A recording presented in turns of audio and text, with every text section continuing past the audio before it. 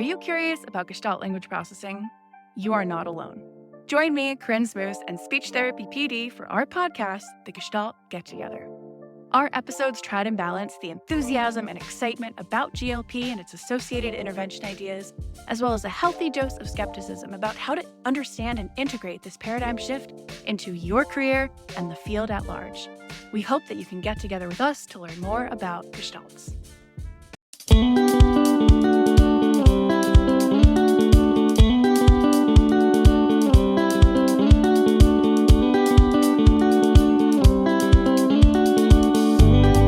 Welcome to SLP Learning Series, a podcast series presented by SpeechTherapyPD.com. The SLP Learning Series explores various topics of speech-language pathology. Each season dives deeper into a topic with a different host and guests who are leaders in the field. Some topics include stuttering, AAC, sports concussion, teletherapy, ethics, and more. Each episode has an accompanying audio course on SpeechTherapyPD.com and is available for 0.1 ASHA CEUs.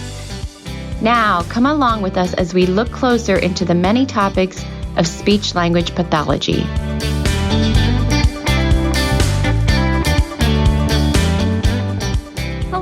Welcome to another episode of the SpeechTherapyPD.com mini-series, Making Sense of Myo. My name is Maddie Metcalf, and I'll be your host for today. On today's episode, we'll hear from Melissa Vagts, who shares how understanding orofacial myofunction is a tool for differential diagnosis. We'll talk about some individuals who this might not be an appropriate treatment plan for, and how we can modify that approach to still treat speech and feeding disorders. As a reminder, this is part of a series, so if you're a little confused on what an orofacial myofunctional disorder is or how it impacts speech or feeding, feel free to go back and listen to some of the previous episodes. Before we get started, just a couple of reminders to alert you to. This episode is 60 minutes and will be offered for 0.1 ASHA CEUs. To get credit for the course, make sure that you go on to the course planning page and complete all the modules, including the quiz. I'm the host of this podcast and receive an honorarium from SpeechTherapyPD.com for hosting. I do not have any relevant non-financial disclosures. Melissa receives a compensation for this presentation from SpeechTherapyPD.com, and she is an employee at Wichita State University. She does not have any relevant non-financial disclosures. Now, without further ado, we welcome our presenter, Melissa. Melissa Vagts, MSP CCC-SLP, is a certified speech-language pathologist who is currently an associate clinical professor at Wichita State University in Wichita, Kansas. She received her master's degree from the University of South Carolina. Melissa has 25 years' experience working with pediatric clients in outpatient clinical settings, public schools, and university clinics. Melissa currently teaches and supervises CSD, MA-SLP graduate students, focusing on early intervention, speech-sound disorders, pediatric feeding, and orofacial myofunctional disorders. In 2022, she developed an orofacial myofunctional disorders graduate level course, which she teaches each summer at Wichita State University. Melissa also co-developed a pediatric feeding group in 2019 at Wichita State University to provide SLP graduate students with hands-on learning opportunities. Melissa is passionate about educating students and other SLPs on how OMDs affect feeding and speech development in children. She has obtained a variety of CEUs and training in the areas of pediatric feeding, tethered oral tissues, and OMDs. Welcome, Melissa. I'm so excited to have you on the podcast today. Thank you so much for having me. I'm really honored to be here. Myofunctional therapy has become my passion over the past 4 years, and I love teaching it to the graduate students at Wichita State and incorporating it with my clients at our speech language hearing clinic. So thank you for having me. And it's been so exciting to listen to the podcast so far. It's amazing. And you've had such amazing speakers, and I'm learning along the way too as I go listening to them. So thank you again. Thank you so much for those kind words. I'm so happy to hear that people are getting benefit from the podcast. And also, I love the fact that you have made a myofunctional course at Wichita State University and that you are spreading the good news to the up-and-coming SLPs that are going to be coming out into the field. That is amazing. And I am a little jealous that I didn't get to take that course myself. Thank you. Thank you. Yeah, we've had some people reach out and say, hey, can I just sit in on it? Because I didn't have that in my grad program. So it's really exciting. And I'm really grateful to our university that they allowed me to develop that program for the students. And it's really such a benefit. And they're able to see their clients in a different way after going through that course. Oh my gosh, so awesome. So just like a little review for people that have listened. So we're going to start off with like, what is a myofunctional program? So, well, do you want to give us a little overview about what OMDs are really quick and like what a myofunctional program, like just like real quick overview of it? Well, like a lot of your speakers have said, if people need to go back and listen, they'll get a lot of great information. But orofacial myofunctional disorders, anything that's affecting the orofacial myofunctional complex, so our face and our mouth, basically. And so things that could kind of go awry that could possibly impact their overall either facial development, their dentition, their speech, their swallowing, their feeding, their sleep, their breathing. There's a lot that goes into it. And so we can implement certain strategies or therapy techniques to help people who are having some issues with their myofunctional complex. So qualifications for participating in a program, basically. So I use a lot of information from Robin Merkel-Walsh and Lori Overland. They came up with some great information. I believe it was 2020, and I think I took their course in maybe 2021. But basically, they state that for a true myofunctional therapy program, the individual needs to be at a cognitive age of 4 years or older. And so we really want to think about that in that way, because a myofunctional program is very sequentially based, and you have to be able to follow directions and kind of understand what is being asked of you and imitate those oral movements. So when you think about that, there's maybe a lot of people we might work with, a lot of clients that might not fit that bill, and that's okay. Also, I wanted to mention Hallie Bulkin also talks about this in her Myo Method course and her Feed the Peds course, which I've taken both, and they're amazing if you're interested in this part of our field. But a client, and I use the word client because that's what we say at our clinic. So you could say a patient, a client, whatever you want to say, but they need to have awareness kind of what's going on structurally with them. Ability to participate in the program, like I just talked about, following directions, understanding what's being asked of them. And then they also need either family support or to have that buy-in to really want to help themselves through this process. So for best outcomes, families and patients should be willing to practice at home. There's a home program that's usually involved in myofunctional therapy, and they have to be willing and ready to participate. And so if they're not, then we may give them just some ideas of things they can do, but we may need to work on some other things until they are ready or until they see the value in what we're doing.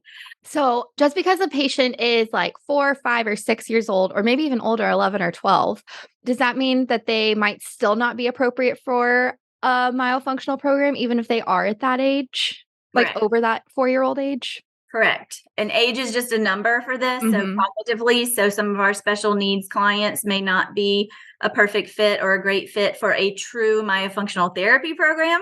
And that's kind of what we want to talk about a little bit today is what if they are cognitively functioning lower than a 4-year-old, or they have some special needs, or they are a 2 or 3-year-old, and that's their age. We can provide some intervention for them to help them also, but it would look a little different. We wouldn't call it myofunctional therapy. So a lot of this is what you're labeling what you're doing. And so it wouldn't be a myofunctional therapy program, but it could be a pre-feeding program. That's something that we can look into. It could be a sensory motor program. And so those are the differences that we want to think about. And so if anyone's interested in learning more about that, there's a book out there by Walsh and Overland really talking about the sensory motor aspects of feeding and intervention. And so all of that helps me make that decision or to decide what's best for the clients. Awesome. So if we're not going to use a true myofunctional approach, how can this knowledge of orofacial myology support differential diagnosis for figuring out, is there an underlying motor problem impacting speech and feeding, or do they need a myofunctional program, or do I kind of use some of these ideas from myo to help support and develop some of these other skills? Yes, all of that. But we can implement not necessarily the sequential program, but we can help our clients establish kind of that patent nasal airway.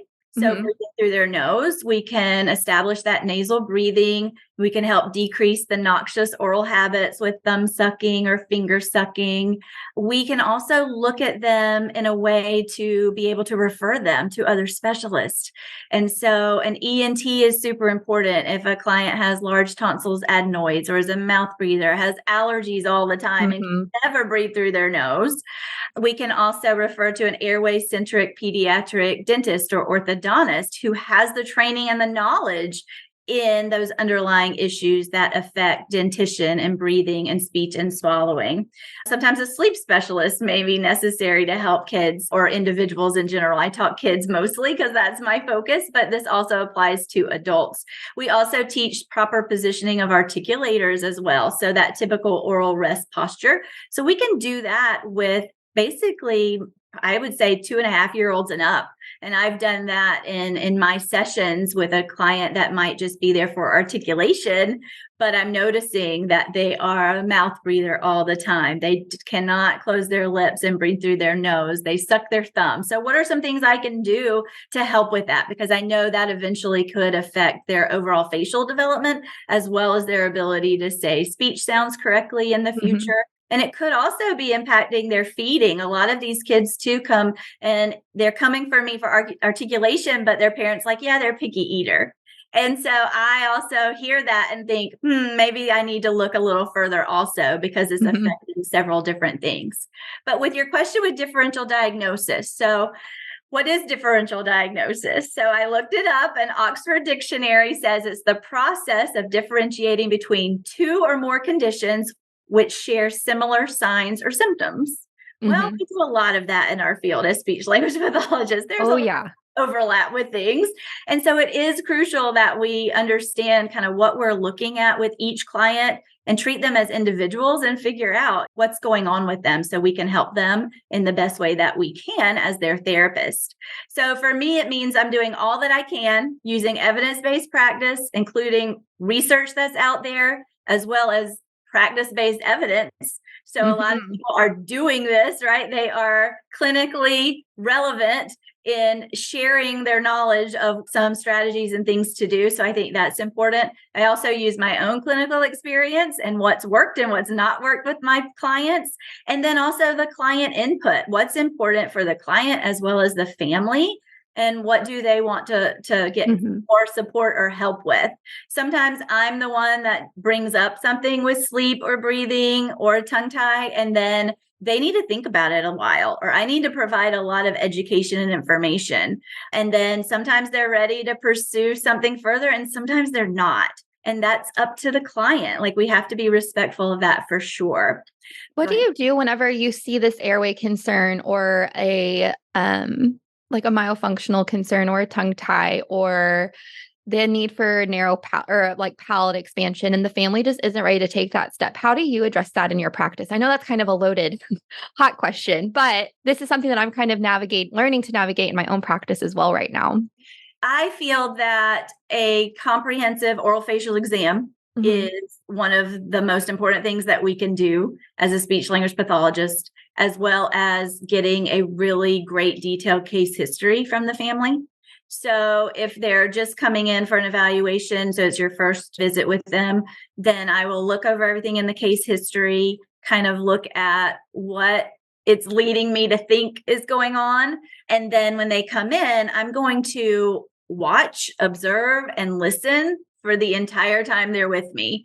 And so I teach that to the graduate students at Wichita State. I'm like, you are constantly observing and watching and writing down, and you are constantly asking why. Why are they doing this? Why are they not able to do this? And you're asking why to figure it out. It's like a puzzle. But I'm going to do that orofacial myofunctional exam, and I'm going to look at their structures in a very detailed way. I also do a tethered oral tissue screening. But for my orofacial exam, I use Amy Graham's orofacial exam that came out. That's a great orofacial exam. Very detailed. You can go online and purchase it.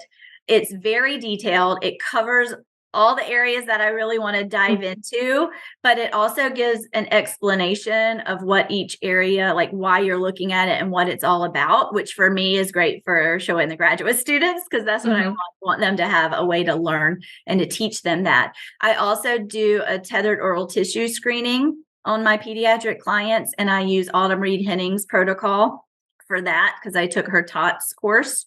And it is amazing. So I do those things automatically in my evaluations, as well as doing an articulation assessment or a feeding assessment. If I'm not doing feeding, I might have them eat or drink something just to watch how they're eating. If I'm not doing a full feeding evaluation, I'm taking a language sample. I'm listening for their intelligibility, because some kids will have articulation sounds that are almost perfect, but then in that connected speech, there's a huge breakdown, and sometimes it's due to fatigue, or they do have tethered oral tissue restrictions, or there's something going on where they just can't move their tongue in a way for those precise, fine motor, quick movements that happen when we're speaking. And so they're fatiguing or they're mumbling more. They just can't get it out clearly. But I am constantly looking at their face, listening to what's going on to try to make that decision for that differential diagnosis. But if a parent is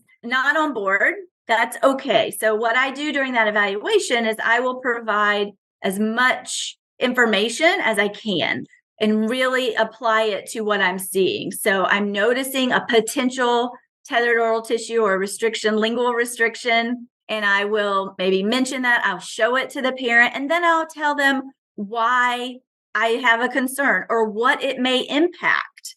And so it's very important that we educate as much as we can, but you've got to have training in this to be able to do that effectively. Right. But you got to know what you're looking at within the mouth and the face, and then be able to talk to the parent, the caregiver, or even the client about it specifically. And then you just let them kind of think about it. And sometimes they are ready and willing to either work with you for a little bit and then maybe consult an ENT or a dentist for a tongue tie release. And sometimes they're not ready. And so you work with where they are, and we can still do things to help them. So that's a long answer for that question, but it really is something you have to know what you're looking at and then be able to explain it and educate the family or the parent or the client. Yeah, I love hitting on that education piece, because so many times I find in my clinic, like, these parents don't realize that so many things can be related to one another, or that the fact that they're not sleeping actually is impacting maybe that their tongue is protruding out forward, or they have a bad gag reflex, or a difficult time swallowing or moving food around their mouth and things like that. Because if the tonsils are really enlarged and it's sitting on the back of the tongue, that can just cause a lot of problems, and all the sleep things they're experiencing. Yeah. To differentially diagnose, it comes from several things. It's not one test. It's not one thing that you look at. You have to be able to look at a variety of things to really tease it out and make your best kind of judgment. Sometimes it's a best guess at first until you get them into therapy. And I'm constantly modifying and adjusting what I'm doing once they get into therapy, because I'm not always right. That's okay. And an evaluation is like an hour sometimes, or an hour and a half in this person's life. That's it. And so when they start for therapy, you're going to start to see other things maybe that you missed, that you weren't even aware of in the evaluation. So I modify, I pivot a lot to make it work for the client. I don't just stay in one lane and do one thing because that's what I think I'm supposed to do, because I found that they are having trouble saying L on the articulation test, but they can't even move their tongue up to the alveolar ridge, okay, I need to backtrack and figure that out. And it's important to ask the whys and to constantly change and figure it out. So for me, for where I work, most of my clients come in for articulation or language or feeding. They're not coming in because they already know or think they have an orofacial myofunctional disorder. That's not my true focus yet in our clinic. So I really have to use that diagnosis piece and figure it out and tease it out, because they're not coming to me for any of those issues. I'm the one that usually may find them for them, but they're not coming to me for that. So I really need to look for those signs and those symptoms. And I also need to know how to write those in a report. So evaluation report, so that I can share this information if I feel like they may need to go to another specialist. For young children or just pediatric clients, they're getting their pediatrician usually is the one referring. And this is a great way to educate the pediatrician as well on what we're seeing and what it impacts, and why we're thinking that they may need to go to the dentist or the sleep specialist or an ENT or an allergist or whatever it may be. Right. But we really need to look at every client through that comprehensive lens and ask that why to find the root cause of the issue. And that, to me, is the most important thing that we can do as speech language pathologists, because that kind of gives us the place to start, and then it helps us move forward as well. So I will maybe start seeing a client and they're not making the progress that I think they should make. So maybe I wasn't really thinking there was anything maybe underlying there with orofacial myofunctional disorders, and they're just not making progress. Well, that's a red flag for me. So I will go back and do another oral facial exam. Usually, like, I try to figure out, what did I miss or what's going on that's causing them maybe to not make this progress. And so I feel like sometimes your pride gets in the way as an SLP, that you didn't get it right the first time. That's okay. You modify it, because it's really what's best for the patient and the client, for sure. I love that so much. It's one of the things that I tell my graduate clinicians that I supervise, is that in your initial evaluation, you don't have to have it all figured out. That's all it is. It is your initial evaluation. And one of the things that I've really come to rely on is every time I lay eyes on my patient, it's like a mini reassessment. I'm constantly using that dynamic assessment to check in, see if we're making progress, looking for something that might have been overlooked in the evaluation, because humans are complex. Our oral facial complex is really complex. Speech production is complex. It's not just articulation. No. And I'm human. Sometimes I rush or miss things or overlook them too. And so that dynamic assessment piece, and just like always returning, always digging a little deeper. They're having a really hard time with this. Is there something else getting in their way from helping them get to that point? That has just been so crucial to me since I started looking at myofunction and trying to go that deeper layer to really make sure that they're getting these skills.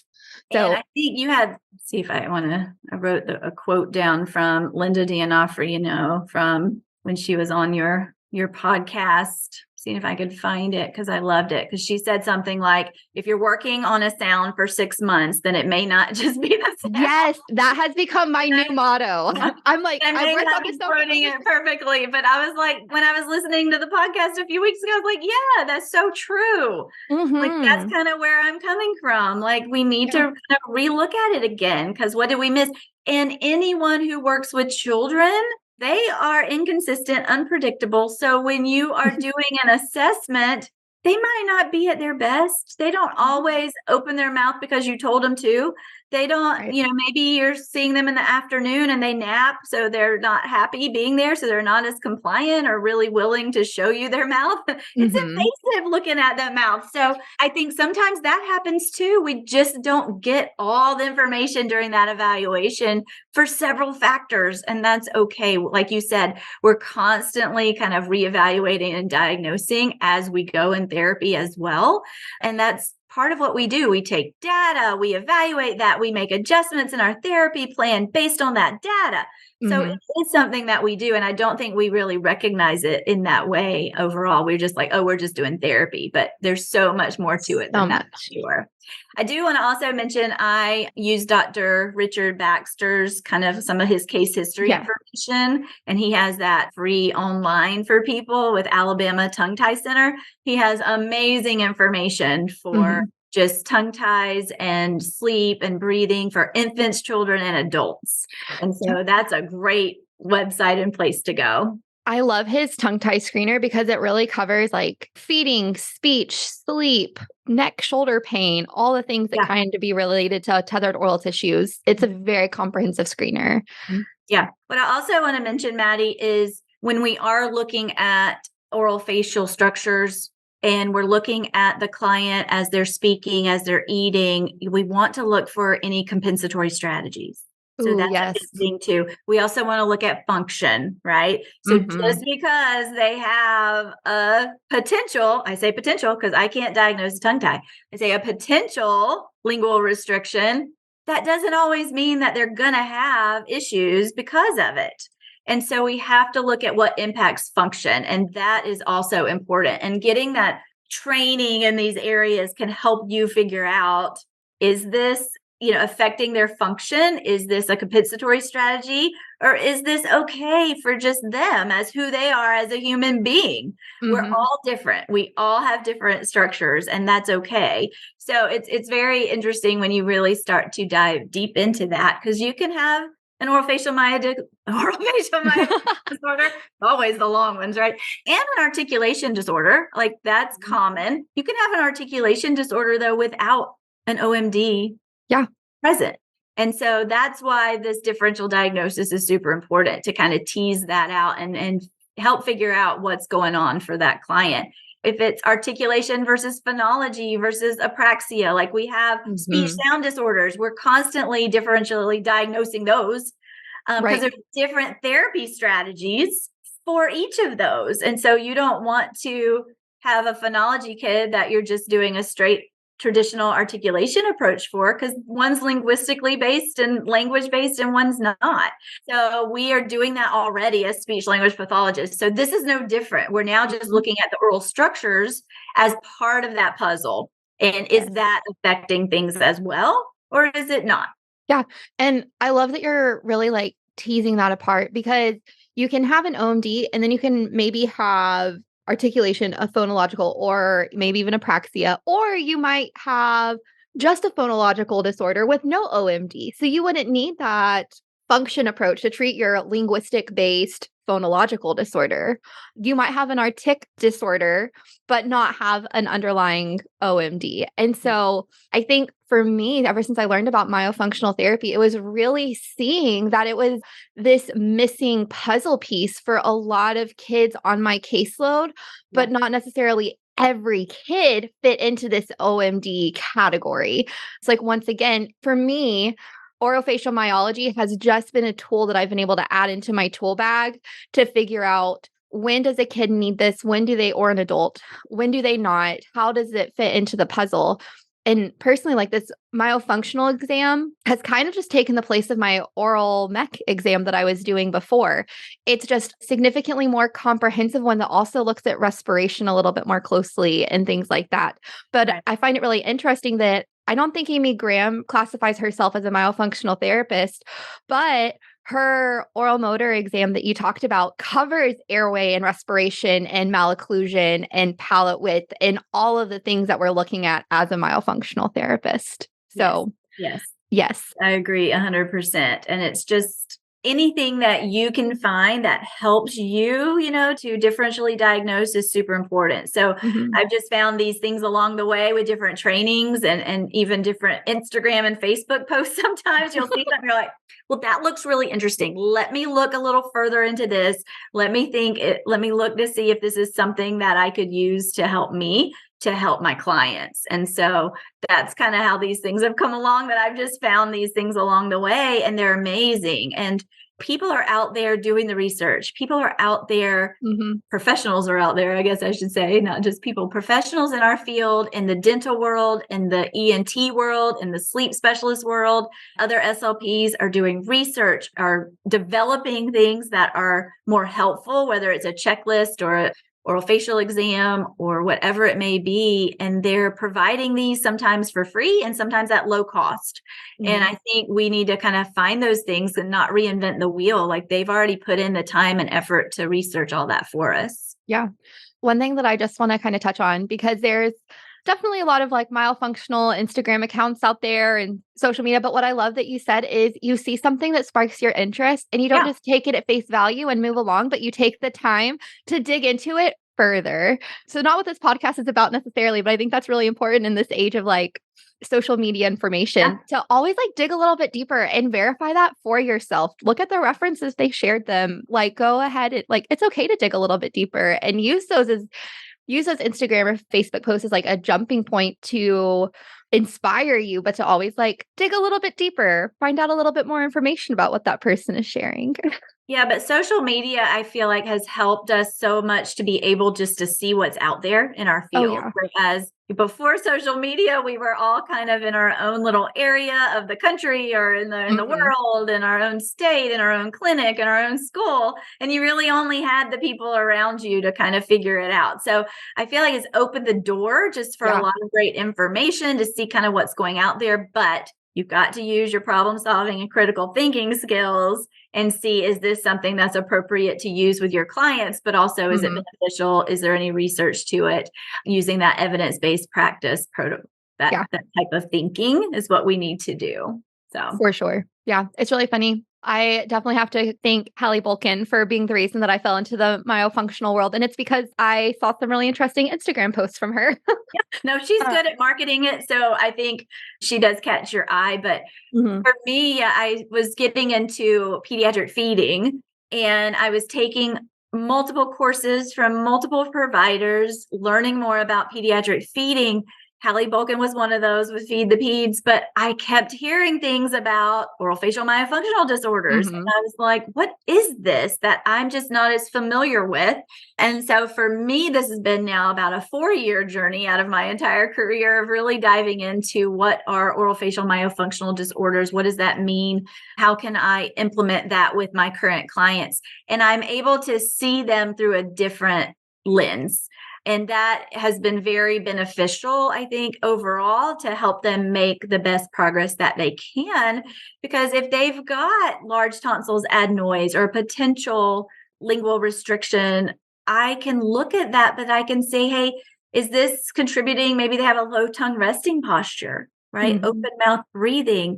This is leading to a tongue thrust, which is why they're there for speech. But I now can see why maybe they have that tongue thrust instead of it just being, well, that's just what they have now. We'll just work on some articulation stuff. So I need to know what I'm looking at, the implications of these structural issues on the impact on their speech sound production, their development, their intelligibility, like we talked about when they get fatigued, sometimes you'll see it there.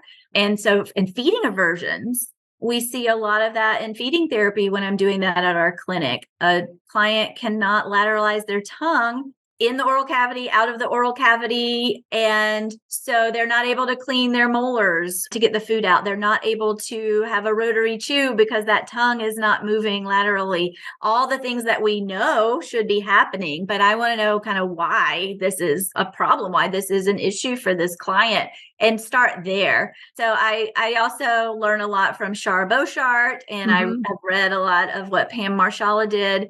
But a quote I like from Shar is, wherever the jaw, lips, and tongue rest is where they work.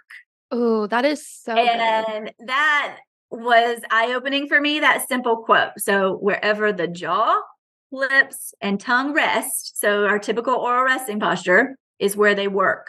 So to me, if your tongue and your jaw, if everything is not where they should be in that typical oral resting posture that we know about, then that's going to affect their ability to produce things in the correct way because they're not even starting it in the proper positioning. So you're going to see more compensations. You're going to see more distortions or substitutions, maybe because of that right there. Are you taking advantage of our new amazing feature? The Certificate Tracker. The free CE Tracker allows you to keep track of all of your CEUs, whether they are earned with us at speechtherapypd.com or through another provider. Simply upload your certificate to your registered account and you're all set. So come join the fastest growing CE provider, speechtherapypd.com. And just as a reminder, proper resting posture is when the tongue is lightly suctioned to the roof of the mouth, the teeth are slightly apart, and the lips are closed, and you're breathing through the nose. If you want to hear more about that, you can go back to, we talked a lot about resting posture in Linda D'Onofrio's episode and Christy Gatto's episode. So if you want to find out more about that resting posture, go check that out there. Yeah, that is also true. So one thing that I would love to kind of for you to share is, So you've been on your myofunctional journey for the last 4 years out of, was it a 25-year career? 25, yes. How has these last 4 years, have you had any like big eye-opening moments, or how would you kind of like summarize that it's impacted like the care that you've been able to provide your patients, clients since implementing that? For me, it's been a drastic addition, a good addition to what I was currently doing, but it's made really drastic changes in kind of how I view things and what I do, because this kind of was that missing piece that I really didn't have training on until I started taking just a variety of different courses for orofacial myofunctional disorders and therapy. I now just 100% look at the clients differently when they walk in the door. Mhm. Like I'm just automatically looking at their face, looking at their tone, looking at the symmetry, looking at nasal breathing versus mouth breathing. I'm looking at, sometimes these kids come in with a sippy cup or a bottle or something or a snack, and I'm watching them eat it while they're walking to the room. I'm looking at kids, especially with articulation issues, a lot differently. I was taking a lot of things at face value and not digging deeper for most of my career. And we would work on R, we'd work on L, we'd work on S, we'd work on that tongue thrust, we'd work on that frontal lisp. Mm-hmm. But I never really dug deeper to figure out the why, or what was that underlying reason that they were having issues saying that sound. And now that I'm able to look a little deeper and know what I'm looking at, some of them don't have any issues, and we just need to practice, right? We need to do placement things like, where do you put your tongue? Where do you put your lips? We teach that. They're more aware. We practice it. I never do drill. And with pediatrics, we're always doing more play-based therapy or floor time versus table time. We do a variety of things to keep it motivating, but they get it quickly once we point it out, right? And we practice it. We generalize it. They get it. So it's made a difference, for those that I can see now the difference between children who don't have an underlying issue and who do, because the pacing is different. The progress is different. They get those sounds faster when there's not an underlying issue. Mm-hmm. So I also know that I need to dig deeper and figure out, why are they having this tongue thrust, and why is their low tongue resting posture? Do that tethered oral tissue screening, do those things so I can see it. And then I can refer if needed, if the family's on board, and it's multidisciplinary. It's not just me. Yeah. I mean, I need to work with others. I need to work with OTs. I need to work with PTs. I need to work with teachers. I need to work with dentists. I need to work with sleep specialists. I need to work with ENTs, right? Like there's so many professionals, dietitians for feeding, nutrition, all of those. So it's very important that we start to also get comfortable as speech language pathologists with those referrals and kind of figuring out who's in our community that can help with that. So that's one of the things that's important. If you do start doing more of that orofacial myofunctional therapy program, you may need to refer out to these specialists and to start figuring out who in your area are doing these things. Come up with that team, because if you're doing it and you're the only one and you don't have anyone to refer to, then there is definitely going to be minimal progress if they need other things addressed. Right. So that's an important step also to take. It's not just you. You can't do it all. And that's another thing that the myofunctional, like getting into myofunctional therapy, has really expanded my mind too. Whenever I was in school, it's like, oh, I'm the speech therapist. I work on speech sounds. That's my thing. But it's like, oh, wait a second. We can like take a step back, because we're working with humans and it's all interconnected, and we can't just focus on our one little area. We really kind of have to take that step back and kind of look at the whole picture. And that requires a team approach. So yeah, well, that is awesome and super enlightening hearing your like just kind of your journey and how that's changed your practice and how you're approaching your kiddos. And that, I know, it kind of sounds like you feel more effective. I do. I kind of got out of that. Yes. I do feel like I'm able to be a better speech language pathologist. My treatment's better. My ability to guide and help these families has improved so much. And especially if you have someone come in, if they're older, they're like, we've been in speech, for 12 years and we're in high school and they still don't know how to do R. And then finally we look in the mouth and we do that comprehensive detailed exam and we look under the tongue and we discover that they can't even elevate or bunch their tongue back for R, because there could be a potential posterior restriction, it's game changing, because if you see it, right, you say something to the parent, you explain and educate like we talked about before. And if they are able to go and maybe get that release, and then there's been cases where the client comes back for like 3 months of therapy and then they're done. Right. It's crazy sometimes what can happen.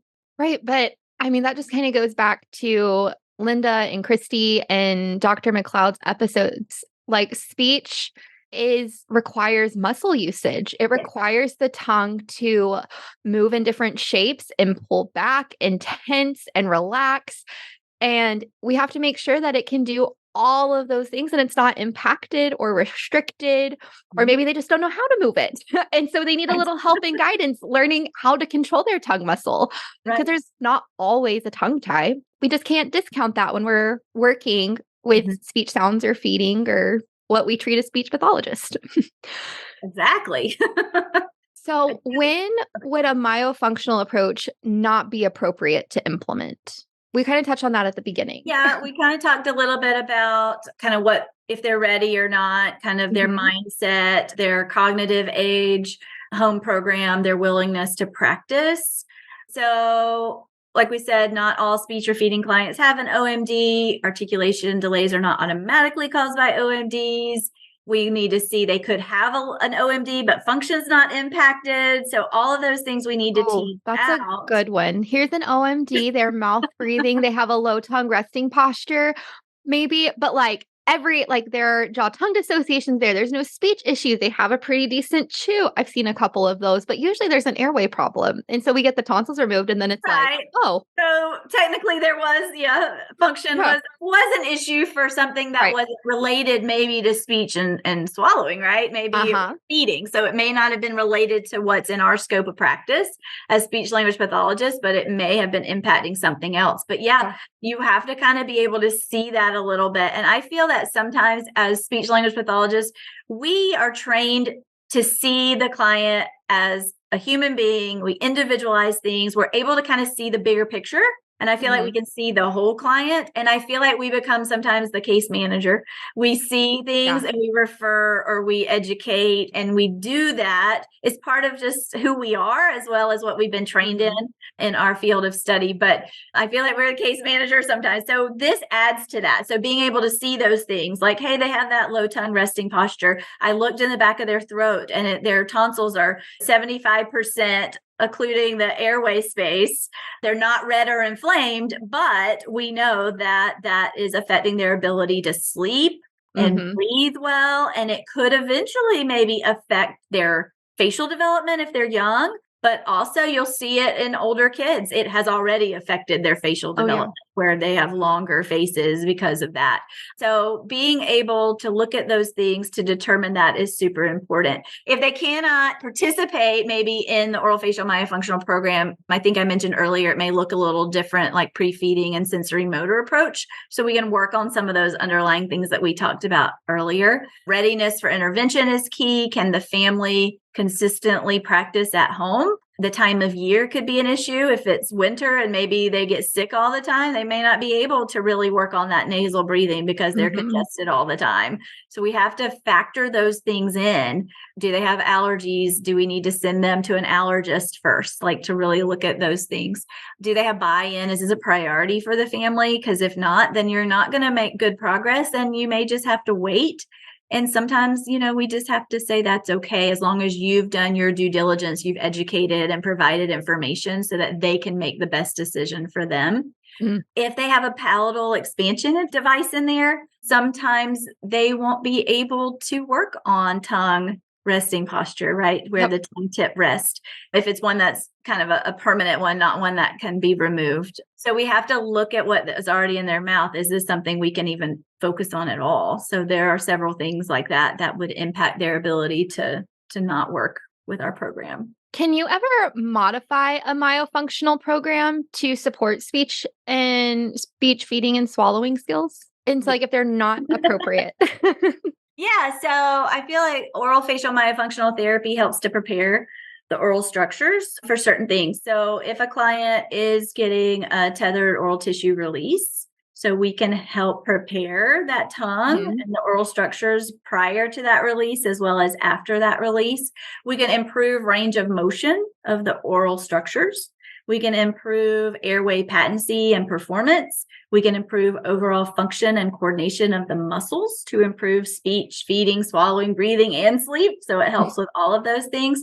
And usually after that, if a client does have a tongue tie release, it's very important for that pre and post-op therapy. And so we call it neuromuscular re-education. And so if the muscles have not worked in the way that they were intended, when the client gets that release, they don't automatically just start working because they were released. We have to retrain the muscles. That's a big part of orofacial myofunctional therapy too, or how you can incorporate that into what you're already doing with the client if you're not doing a structured maybe program with orofacial myofunctional therapy. But you can do those things with training. Okay, you have to have that training to know what you're doing and why you're doing it. So really helping re-educate, retrain those muscles so that they can move to the best of their ability for best function, basically is what we want to think about. So if the muscle has been impaired and has reduced range of motion, we can implement those oral muscular movements to re-educate the movement and establish that correct oral resting posture for speech and feeding. And to me, that goes back to what Shar said about where everything rests is where the starting place is. If we can get that where it needs to be, then you're more likely to make more progress in your therapy sessions.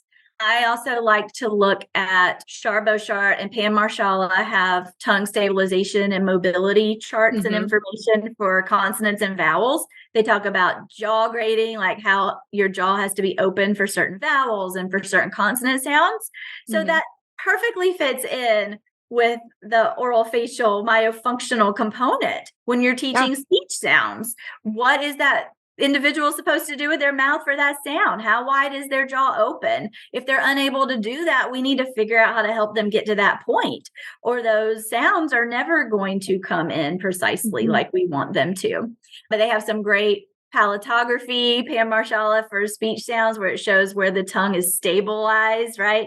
Where it braces, and then where it's actually mobile, where the mobility is. And that is super cool to look at and kind of think about, because our tongue is so amazing in how many places it moves and what it does, that if you don't really think about it in that way, then it's hard to teach it to the client. But we as speech pathologists, we're using parts of orofacial myofunctional therapy in general, just based on our speech training. We do some oral motor things already. Do we use tactile cues? And yeah, we're already using things that are part of this approach. We just don't know it. Right. We're not aware of it. So we provide tactile cues, visuals, explanations of where the articulators are in the mouth, how to move them to produce a specific speech sound, the placement, right? That's a big part of what we do, looking at placement of sounds. And so goes in conjunction with myofunctional therapy. So all of this works together really, really nicely. And most of us are already doing some of these things, even if we don't have this training. And so getting a little training helps you just see it in a better way, or maybe implement these things in even more detail. So lots of CEUs out there, lots of training out there to add this to your skill set. And then it allows you to look at these oral structures in a different, more detailed way to make that connection between muscles and movement and function, and how that impacts intelligibility, certain sounds that we say, and feeding skills, of course, and figuring out what are we trying to improve and why. What are we trying to do for this client?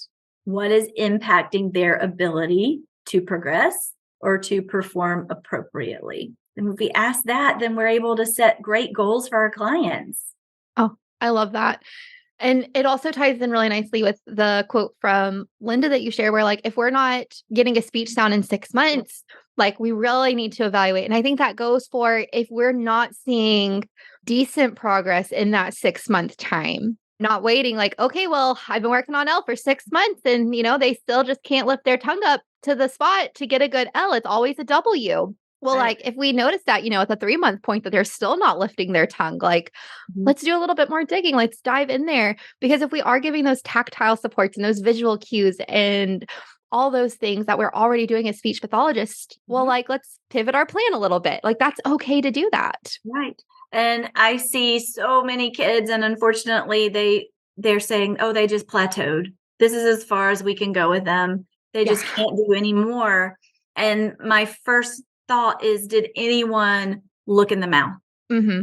And I feel like we could help so many more just people, individuals, if we just look in the mouth and what's going on with those oral structures. I always think back to this one kid at a clinic that I worked at a few years ago. And this kiddo was working on L and no one for like 2 years. And we made zero progress on his L sound. And one day he was in OT and his OT was like, "Oh my goodness. This kiddo is his mom brought him a cheeseburger to eat and he took off both the buns and then would tear the patty off, put it at the front of his mouth and like mouse nibble at it to eat his burger." And they're like, "Why does he eat like that?" And I was like, I hadn't taken my myofunctional course or anything like that, but I had started doing some digging and realized how important looking at how the tongue moves is. I didn't see him all that often, but I happened to have him on my schedule that day. And so we put some peanut butter on the alveolar ridge. I tried to get this kiddo to like move that tongue tip up and realized that he had a heart-shaped tongue tip and he could not lift the tongue off the floor of his mouth. Mhm. And then he ended up also having this feeding disorder that was completely overlooked. He was Right. having to significantly compensate how he was eating his cheeseburger, probably because he didn't have the range to move that meat around his mouth. Mhm. But this kiddo had been in therapy for several years and it had not been caught. Yeah. And Yeah. that happens. I feel like, unfortunately for me, that probably happened most of my career where I didn't Yeah. probably catch things because I just didn't know. I Mhm. didn't know either how to look or what it meant when I saw it. That was part of Yeah. it too. Like you may see the heart-shaped tongue or see that they cannot elevate or protrude it, but you're like, I don't know why that is or what to do about it. And I Yeah. think a lot of SLPs are in that position. And so getting this training, I think, is super important. Learning more about orofacial myofunctional disorders and all that goes with it, like you're sharing on your podcast, I think that's super important. But I want to let others know that certification in orofacial myology is not mandatory. Sorry, is not mandatory. But Yes. training in this area is taking those courses is because it is in our scope of practice. It's in ASHA. ASHA has great information on the website about orofacial myology, and they have wonderful strategies as well as information that any of us can go look at and learn more about. But that certification, though, is not the thing. It's the training, the understanding of what you're looking at and the why. Mm-hmm. I love that. And one of the things that we talked about in Linda's course is that I know that 28-hour myofunctional training has a nice price tag on it, and it is such a commitment, but you don't have to go take that 28-hour comprehensive training. It was a great diving point. I'm very thankful that I have that knowledge. It really was a comprehensive overview of what myofunctional therapy was, and it gave you ideas for treatment. But that's not the only way to get there. Shar Boshart has the myofunctional evaluation that walks you through step by step with an evaluation form in the back about how to do a comprehensive myofunctional exam. Pam I have. Marshalla's book has it's such a good one. Yes. Pam Marshalla has her whole text and tons of resources out there about how to use these oral motor approaches to support speech skills. I know that myofunctional therapy has a lot to do with oral motor, and we've talked a lot about improving range of motion and mobility and maybe working on getting tongue tip to spot for an L, a T, or a D, or an N. Starts off with just moving the tongue tip to the spot without the extra coordination of voicing. And I know that sounds like an oral motor exercise, but if you want to know more about that, Shar Boshart has her 5-part podcast on speech therapy PD about the perfect oral motor storm that really walks you through what were oral motor exercises, where did we get this in a SOMEs don't work perspective, and why actually it's so important to look at the musculature of the mechanism that we're working with. Well, yes, it is muscles. And if there's a weakness or in coordination or a tethering or anything going on, we need to look at that. It is a muscle. Muscles are important. The movement is important. And I think being aware of what you're looking at, figuring out what needs to be addressed, working on that coordination, placement, right? We do placement therapy in speech. So that's part of it to me. And then you go into that sound as soon as you can. Oh, Right? It's not we disregard it. It's not in place of speech. It's in coordination with, it's in conjunction with, it's using more that's in your toolbox, your skill set, to help this client maximize their potential. And sometimes if you don't address the coordination and the muscle strength and the movements, then you'll never get that speech sound. If you just took a session or two sometimes to do that muscle part, sometimes it doesn't take long.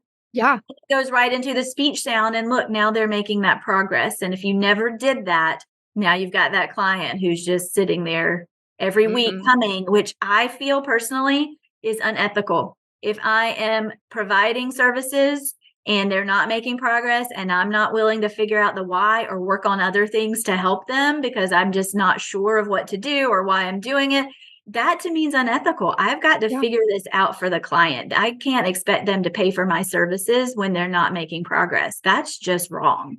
And not only that, but whenever I've had before, that was one of the reasons that inspired me to look for myofunctional therapy, because I would make zero progress with a patient on articulation. I go to the parents and be like, they worked so hard today. They're such a hard worker. Right. We didn't get it, but we're getting close every single week. And I didn't enjoy walking into those sessions. And it wasn't because I didn't enjoy the kiddo or their family. It was because I was like, I'm not making a meaningful difference in this kiddo's life. And if I felt that way going in, how did that kiddo feel coming into my session knowing that he was never getting that sound quite right after weeks and weeks and weeks?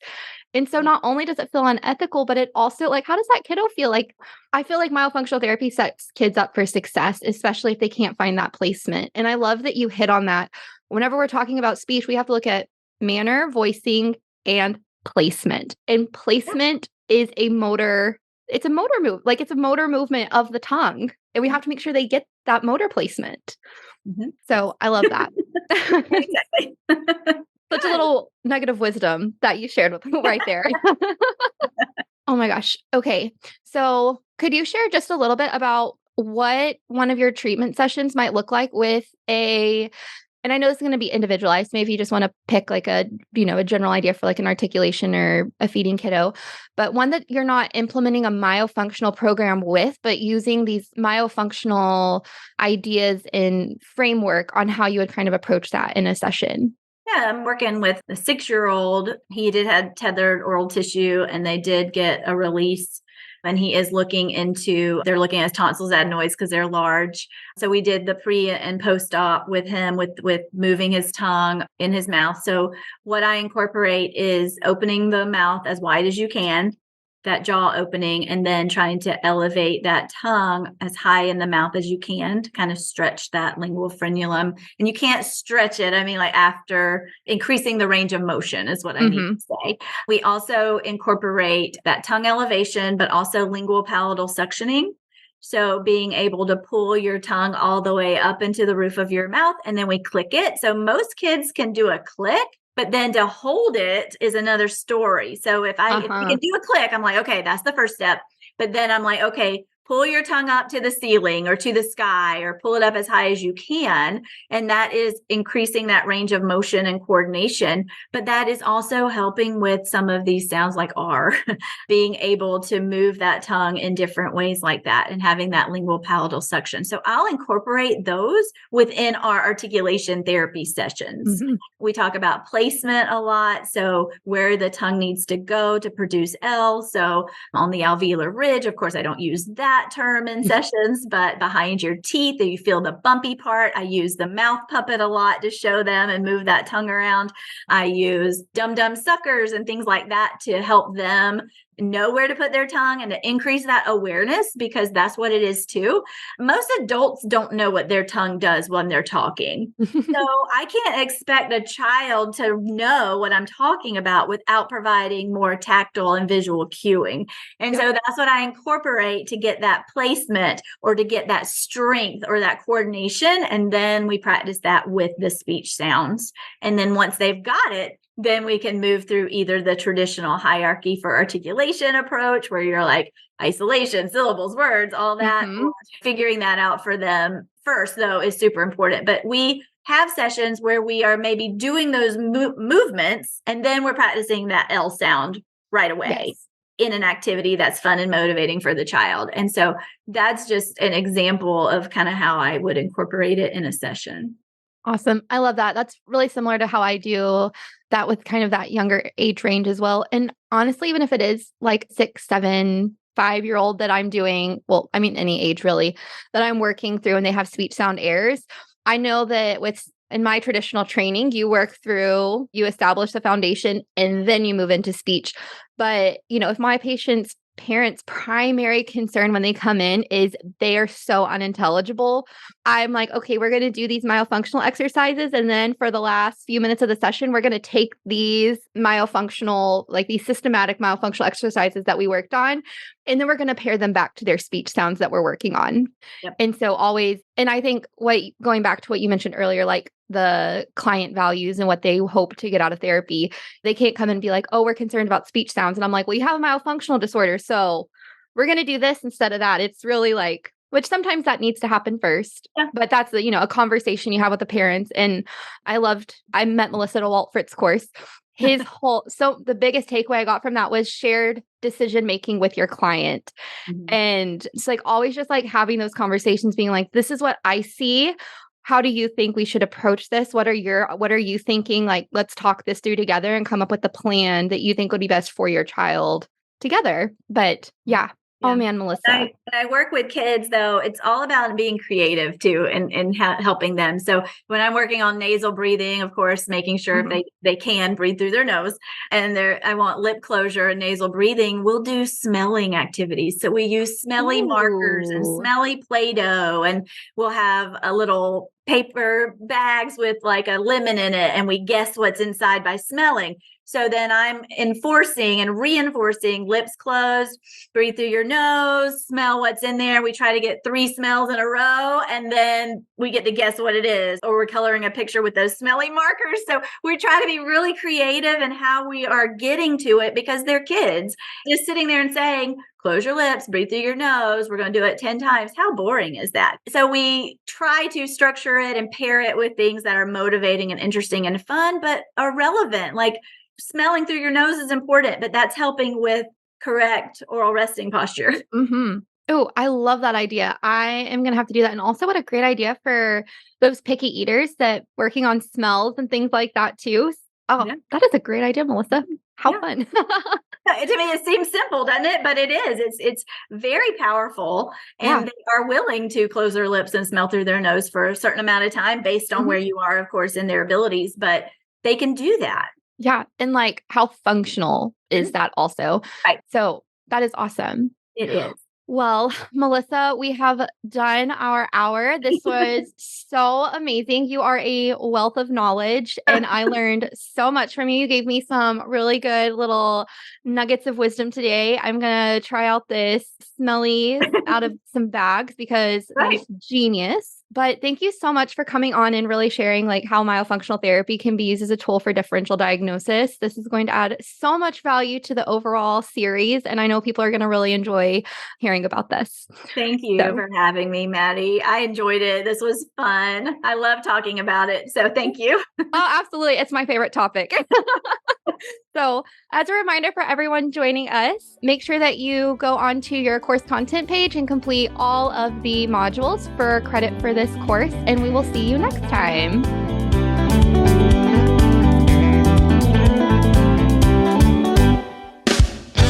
Thank you for joining us for today's course.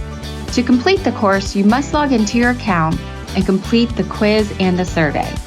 If you have indicated that you are part of the ASHA registry and entered both your ASHA number and a complete mailing address in your account profile prior to course completion, we will submit earned CEUs to ASHA.